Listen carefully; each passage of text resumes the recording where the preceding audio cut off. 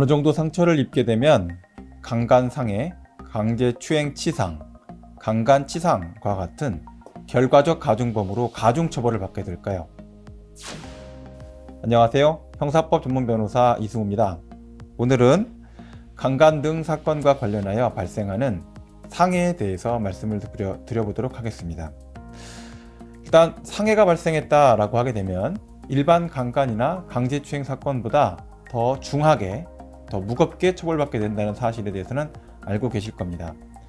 그러면 상해 또는 치상과 같은 결과가 발생했다라고 하는 부분에 대해서 어느 정도의 상해에 이르렀을 때 또는 어느 정도의 상처가 발생했을 때 상해라고 볼 수 있을지에 대한 문제가 있습니다. 두 번째로 외상 자체가 존재한다 라고 할 때는 까진 상처라든지 피부가 벗겨졌거나 또는 뚜렷한 멍이 있다든지 또는 피가 흘렀다든지 한다면 그로 인해서 상해가 발생했다는 사실이 다퉈지는 일은 별로 없을 겁니다. 쉽게 다퉈지기가 어려울 텐데요. 그런데 정신적인 피해가 발생했을 경우에는 어떨까요? 그와 같은 정신적, 심리적인 상처에 대해서도 과연 강간치상 또는 강간상해로서의 처벌이 가능할까요? 이런 문제에 대해서 대법원도 또 고등법원도 하급심 법원도 깊이 있게 고민을 하고 있습니다.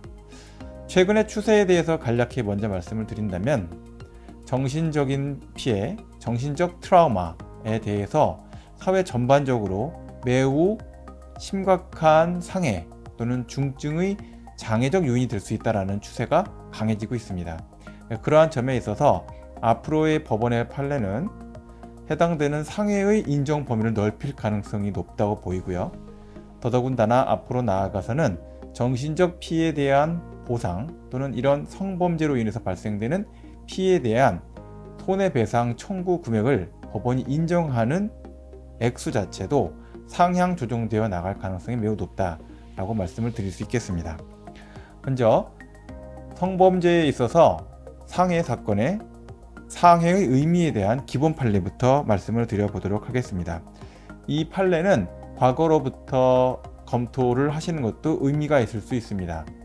2016년도 이전의 판례들도 상해에 대해서는 매우 민감한 반응을 보인 바가 있습니다. 왜냐하면 강간상해, 강제추행 치상, 강제추행 상해와 같은 결과적 가중범의 경우에는 합의가 되더라도 친고죄로서의 고소의 효력이 날아가는 범죄가 아니었기 때문입니다. 그래서 기본 판례로서 2000년도 또는 96년도 이전의 판례들도 어느 정도 상해의 인정 여부에 대한 근거로서 검토는 충분히 가능한 상태에 있습니다. 강간 행위에 수반하여, 강간 행위로 인하여란 뜻입니다. 인하여란 표현보다 조금 더 넓은 개념인데요. 강간의 과정에서 이런 얘기 정도로 보시면 될 것 같아요. 과정에서 생긴 상해가 극히 경미한 것으로서, 경미하다는 건 아주 이게 이제 지나다니다가 문에 살짝 부딪히거나 사람끼리 손을 잡고 하는 정도에서 발생될 수 있는 정도의 그냥 쉽게 생활 과정에서 우리가 경험할 수 있는 그런 정도의 상해라면 이제 극히 경미하다라는 표현을 쓸 수가 있겠죠. 그래서 굳이 치료할 필요가 없어서, 이것도 굉장히 중요한 개념입니다. 극히 경미하다는 사실 자체 상태고요. 이것을 굳이 치료할 필요도 없는 이런 문제가 같이 들어가고요. 자연적으로 치유되며 일상생활을 하는데 아무런 지장이 없다면 이것을 강간치상죄의 상해라고 하기는 어렵다라는 판례입니다. 그런데 이러한 논거와 관련해서 법원 판례는 피해자의 반항을 어감할 만한 폭행 또는 협박 없이도 이와 같은 상해가 발생할 수 있거나 또는 합의에 의한 성적인 행동에서도 통상적으로 발생할 수 있는 정도의 상해를 전제로 하는 것이다 라는 거죠. 이제 그러한 통상적인 성적인 행위 또는 통상적인 생활관계에서 발생할 수도 있는 일상적인 정도 수준의 상해를 넘는 것이라면, 그리고 그것이 폭행과 협박의 과정에 수반하여 생긴 것이라면 상해에 해당한다 라고 본 것입니다. 자, 이 내용 관련해서 이 판례는 계속적으로 인용되고 있는 판례입니다. 그래서 세 가지 정도 개념을 정확하게 머릿속에 정리를 하시면 좋을 것 같아요. 극히 경미하다라는 추상적 표현이 들어가고요.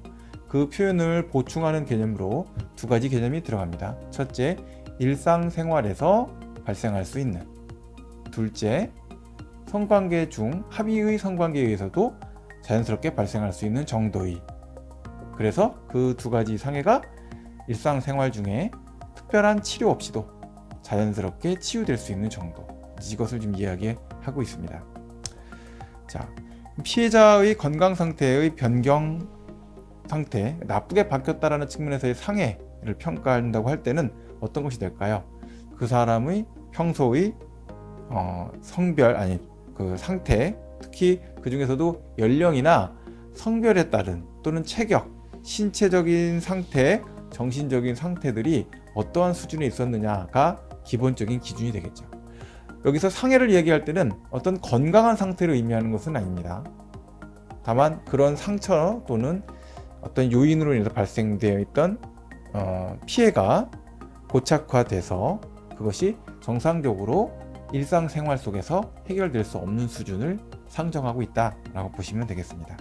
근데 판례의 경우에는 대체로 의사의 진단서가 들어와 있다면, 상해 진단서가 제출이 되었다고 한다면 상해로서 평가하는 경향이 두드러지는 것 같습니다.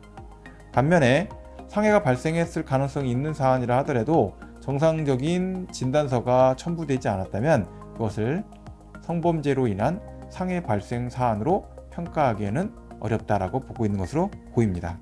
그래서 결국은 판례에 따르면 일상생활에서 흔히 발생할 수 있는 상처인지 여부를 일상생활에서 발생할 수 있는 것이다 라는 의사의 판단, 그러니까 결국은 이것은 어떠한 행위로 인해서 발생된 상처로 보인다 라는 의사의 진단, 그리고 그 진단을 받게 된 경위, 상해가 언제 발견되었는지, 또 실제로 이것을 치료하였는지, 피해자의 나이는 어떠하고 그와 같은 피해 발생과 관련해서 발생된 모든 사정들을 종합적으로 고려해서 상해 인정 여부를 판단하고 있습니다.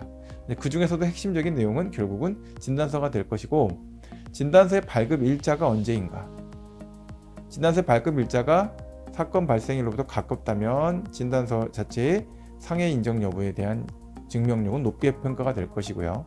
조금 시간이 멀어질수록 상해에 대한 판단에 대한 근거 자료로서는 미약해질 것입니다. 2주 정도 된 상해 진단서가 가장 문제가 많이 되는데요. 2주 진단이라는 것은 의사 선생님들 입장에서도 크게 부담 없이 의증 형태로 끊어줄 수가 있기 때문에 그 부분과 관련해서는 필요하다면 여러 가지 사실조회나 문답을 통해서 의사의 진단이 의증, 그러니까 의심스럽다라는 정도의 내용으로서 판단된 것인지, 아니면 진정으로 이와 같은 상처나 상해가 존재한다라고 적극적으로 판단을 내린 것인지 확인을 해볼 필요가 있겠습니다. 자, 그 다음으로 최근 들어서 가장 큰 문제가 되고 있는 것은 외상 후 스트레스 장애의 상해 인정 여부입니다. 1970년도에 이와 같은 판례가 처음 등장하였고 한참 동안 여러 가지 논의가 있었지만 최근에 들어서만큼 가장 많이 논의되는 것은 아니었습니다.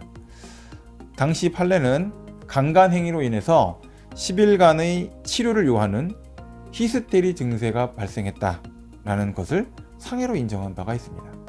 강간이라는 상태가 발생했을 때 직접적인 신체의 어떤 피해가 발생하지 않았다 하더라도 정신적으로 성폭력 범죄로 인해서 스트레스를 받게 됐고, 스트레스가 일상적인 수준을 넘어서서 해당되는 내용의 정신적 트라우마에 기초한 혼란 상태가 발생할 수 있게 된다면 이로 인한 피해를 상해다라고 평가할 수 있다라고 인정한 것입니다.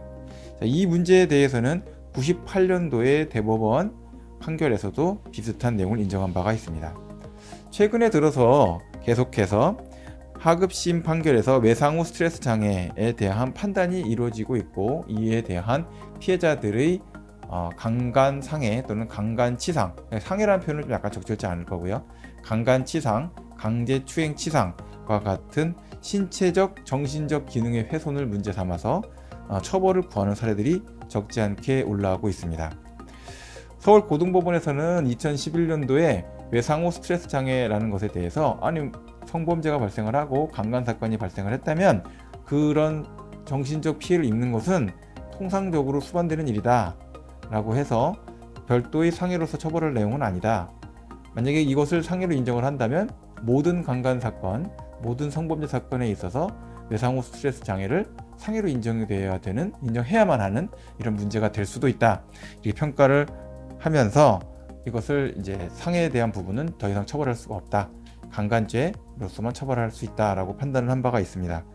그런데 대법원은 이와 같은 고등법원의 판결이 부적절하다라고 해서 파기하에서 다시 심리하도록 상해의 성립 여부에 대해서, 강간치상의 성립 여부에 대해서 다시 판단하도록 원심 판결을 파기하여 환송한 적이 있습니다. 결국은 해당되는 외상후 스트레스 장애에 대해서 다시 한번 서울고등법원에서 판단을 했고, 결과적으로 다시 충분한 자료를 수집을 했음에도 불구하고 독자적인 상해를 인정하기는 어렵다라는 판단을 다시 내렸고, 대법원이 그것을 이제 수용하기도 했습니다. 자, 이처럼 계속적으로 하급심에서 주장되고 있는 내용들은 1차적으로는 수사기관에서의 상해 진단서 존부를 갖고 걸러지고 있습니다. 정신적 피해에 대해서는 수사기관들 중에서는 정신적 기능 훼손만으로는 강간치상을 적용할 수는 없다라고 하는 수사기관들도 많이 있습니다. 그러나 그 행위 자체가 여러 가지 신체적인 기능 훼손 외에 정신적인 피해를 줄 수 있는 특수한 형태의 성적 공격 행위라고 평가될 수 있다면 사안에 따라서는 외상후 스트레스 장애가 발생했다는 것을 가지고 강간치상과 같은 특수한 형태의 처벌이 가능할 수도 있을 것 같습니다. 이와 관련해서는 가장 앞으로 더 문제가 될 수 있는 부분이라고 보이는 것은, 강간 행위 자체에도 그런 문제가 심각하게 나올 수 있겠지만 유사 강간 사안이 아마 더 큰 문제를 일으킬 수 있지 않을까라고 생각합니다. 행위 자체의 비정형성과 특수성, 다소 좀 강하게 얘기한다면 변태성이 더해져 있는 형태의 성관계가 이루어질 때 그런 강제적인 성행위가 유사 강간의 형태로 이루어지는 경우들이 많이 있기 때문입니다. 그와 같은 형태에서 이루어진 행위들은 외상후 스트레스 장애라고 하더라도 비교적 빠른 속도로 또는 쉽게 상해로서 평가될 수 있지 않을까라는 것이 제 생각입니다. 자, 이 점에 대해서 정리를 하고요. 오늘은 성범죄 사건에 있어서 결과적 가중범으로서 가중처벌의 요건이 되는 상해에 대해서 말씀을 드렸습니다. 이와 같은 점에 있어서는 상해 판단, 고소, 주장 이 내용 관련해서 간단하게 생각하지 마시고 충분한 주장 입증, 충분한 주장 논거를 뒷받침할 수 있는 전문가와 충분한 상의 후에 사안에 대해서 고소를 하시거나 또는 그 사안에 대해서의 어떤 억울함을 변소하시는 것이 바람직할 것 같습니다. 감사합니다.